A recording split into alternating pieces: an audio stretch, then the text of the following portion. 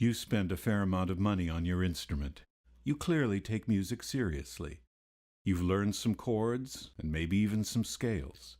You've memorized a bunch of songs and you're using chord charts, tabs, or online tutorials to learn more. You're finally starting to feel like a musician and you want to be heard. One day the perfect occasion arises at a party or sitting around a campfire with friends or family. Another musician there sees your instrument and asks you to play along. You jump at the chance. You ask what they're playing. They say, "Let it free." But you haven't learned this classic yet. As the other person starts playing, you look for the chords on your phone. When you find them a minute later, the chords aren't the same. You keep searching, but by then the song is over. The musician continues with Sweet Home California, which isn't in your repertoire. But you're determined not to stay on the sidelines this time. You watch the other person's fretboard and try to follow their chord changes. It's not perfect, but it's not bad. As long as I don't get left behind during the solo, you think to yourself. But it's worse than that. He motions that you should play the solo like a pro. You'd love to, but you have no idea what notes to play. The song would have sounded better if you hadn't played, and you know it.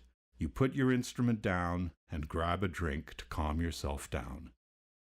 A few tunes later, the musician starts playing Knocking on Heaven's Floor. Yes, you know that one like the back of your hand. You grab your axe, you'll be a hit.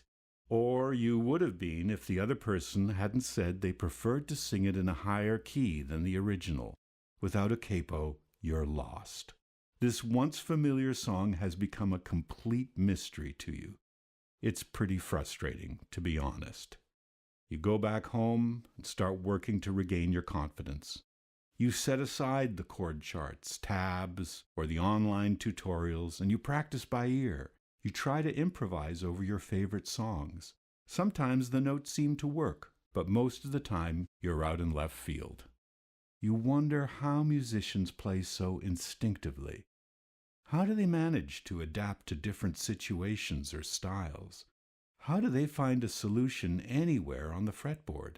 You're smart and skillful. You figure there must be some sort of logic to music.